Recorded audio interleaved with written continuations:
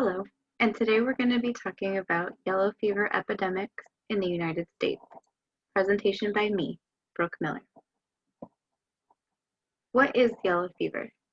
Today, we know that yellow fever is a severe mosquito-borne virus. It may be transmitted both through a cycle involving non-human primates and mosquitoes, and a cycle involving humans and mosquitoes in urban areas. Like many other diseases, it was originally believed that yellow fever was spread by miasma, or what was believed to be bad air. It was not until the early 20th century that it was discovered by Walter Reed that yellow fever was a viral disease transmitted by mosquitoes. Has there been any change in the way disease has been defined? Have different symptoms been attributed to this disease? Prior to the 20th century, yellow fever was not identified as a viral disease. It was originally thought to be spread through miasma.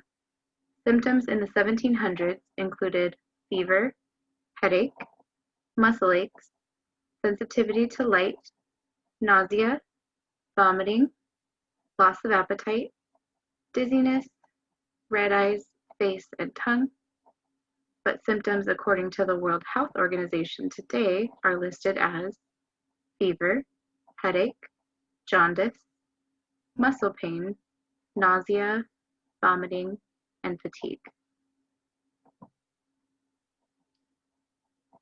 Here is a timeline of yellow fever epidemics in the United States.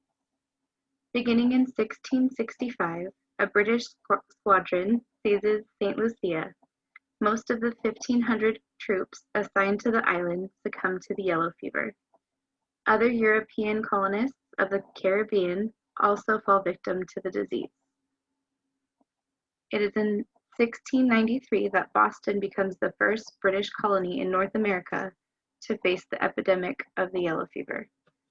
Charleston and Philadelphia soon experienced the disease. In 1702, New York loses 10% of its population to a yellow fever outbreak. In 1737, beginning in the summer, there are 7 consecutive years of yellow fever epidemics in eastern seaports. 1793, yellow fever kills an estimated 5,000 people in Philadelphia, approximately 10% of the population. Thousands more people die in outbreaks over the next decade. 1822, yellow fever seems to be eradicated north of the Mason-Dixon line. Historians credit this breakthrough to improved sanitary conditions, though the disease continues to ravage the South. 1853, New Orleans suffers the worst exposure to date with 8,100 official deaths.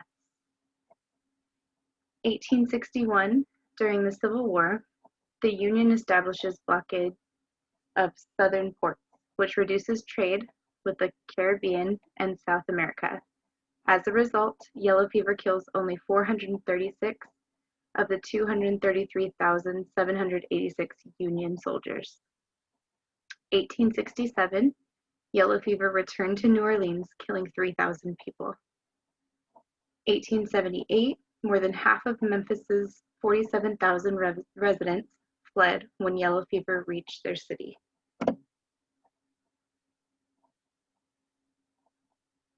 1878, on April 29th, President Rutherford B. Hayes signed a Quarantine Act into law. It gave the Marine Hospital Service responsibility for stopping the disease from entering the country through shipping. December 18th of 1878, the Committee of the Senate and House of Representatives on the epidemic disease established the boards of experts authorized by Congress to investigate the yellow fever pandemic. In 1878, 6 weeks after the committee was established, the board recommended a quarantine system to prevent yellow fever from entering the country. February 13th, 1898, an explosion destroyed the USS Maine while anchored in Havana. killing 268 U.S. soldiers and Marines. This incident led to the Spanish-American War, which exposed U.S. troops to yellow fever. Finally, in 1905, yellow fever again returns to New Orleans, causing more than 900 deaths in the state of Louisiana. Mosquito mitigation efforts control the disease, marking the final epidemic in the United States.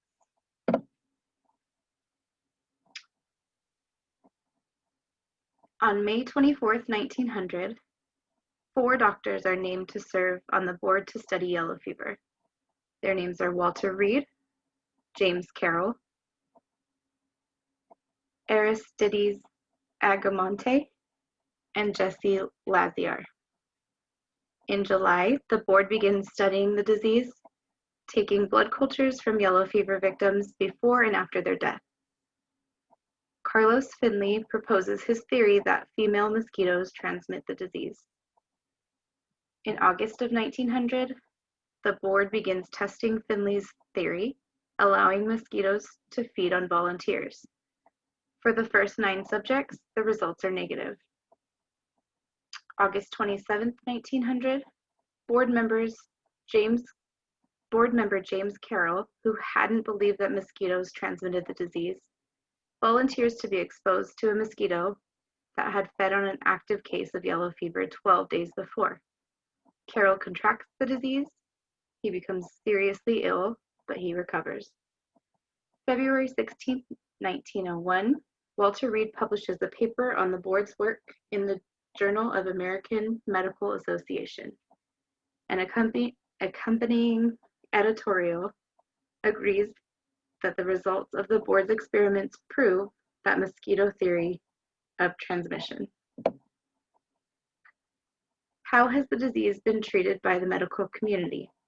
What treatments have doctors prescribed, and has this changed in any way over time?